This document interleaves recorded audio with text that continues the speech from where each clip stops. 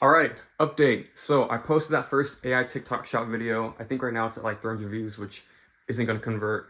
But you know, you have to be pretty delusional, which I am, but you have to be pretty like unrealistically delusional to believe that your first video is going to pop off. So I contacted the guy who I know is pretty well with AI TikTok shop, gave him my rundown of the situation. He recommended posting 4 times. So I want to try and do that today and post 4 times. We'll see how that goes.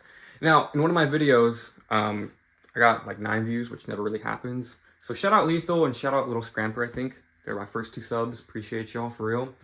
But I do want to go back and talk about organic dropshipping.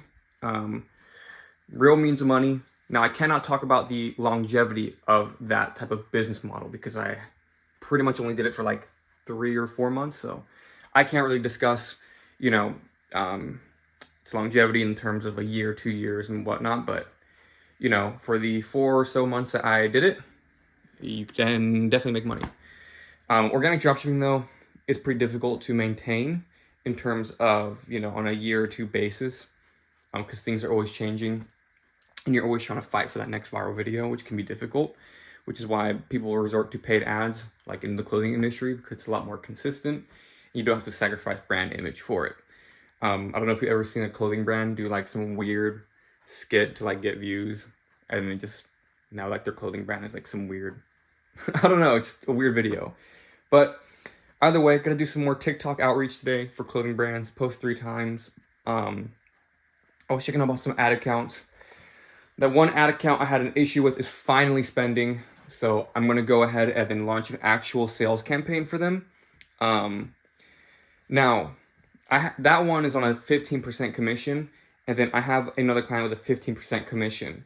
Now, commissions are like where you can make the big bucks because, you know, if you make them 100K and get 10K from one client. They don't have that much inventory, but you can still make a decent amount of money with that. So I have one of my clients sending me some variations for a successful creative. So I should get that tonight or today, I hope. Launch that and start getting some more commissions from that. But yeah, just doing some ad account stuff. I have to scale one account horizontally and just test different audiences. The other one, I have to get a new Labor Day sale campaign up. Have to make that clipping post today because one of the guys that is kind of like teaching me a little bit, kind of like my mentor, he wants to start clipping, and I did that for him for a little bit, and he wants me to keep doing it. So gotta get that out. You know, it's $5 for 1,000 views, and I do it every day. Like I used to bulk edit and film, and it'd be like 6 fucking hours, bro. It's horrible. But now I do it every day, and it just helps me like not get super bored of it. So I don't know. Could be literally could turn into a $500 video from like 20 minutes that day. So we'll see how that turns out. But other than that, still grinding, still putting my head down. I'm still in the share every day, just grinding it out. You know, today I woke up with some pretty bad anxiety again, which I don't know. I always believe that I have a high stress tolerance and that anxiety doesn't really get me. And I work just fine. Like I live just fine. I don't really like I think about it, but not in the sense that it like torments me. It's like, oh man, I gotta get this 10K month. Like I gotta go do some work. We can just get to working. But you know, I do believe that most people when they talk about stress tolerance and all that stuff, they really mean that you are still able to do the right thing, despite having those emotions and those feelings. So despite all the anxiety and stress you're feeling, just get to work and everything will be fine.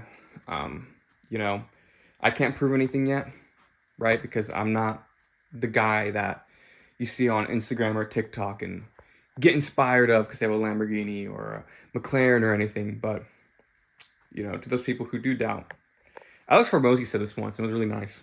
It was like, you're right today, but not forever. So I think about that a lot. People who doubt you, if you really are about that, they'll only be right for a day, but not forever. So I live off of that for now. Other than that, I think that's pretty much it. I'm going to post those 4 TikToks for AI TikTok shop, post the 3 for my personal branding to create inbound leads, post this. Let's see what else.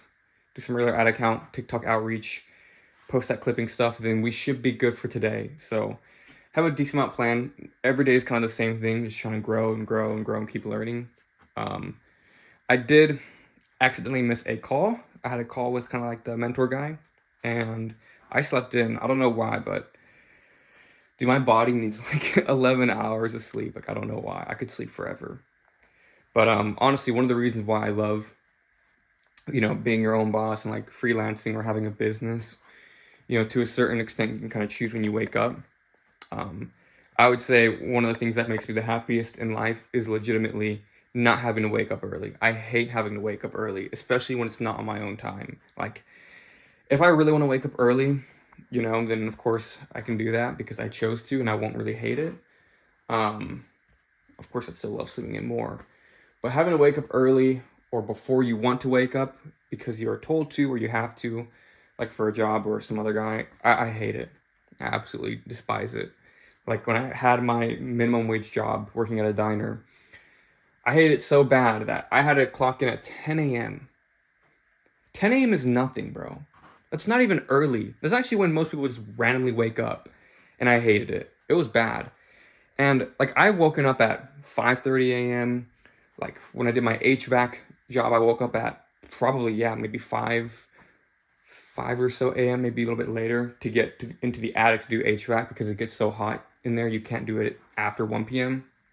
or even 12. It's like I've woken up early like I can. I just hate it. I hate it in all forms. Doesn't matter if it's 10 a.m. or 6 a.m. I cannot wake up early or just don't want to. But other than that, I'll catch you guys tomorrow.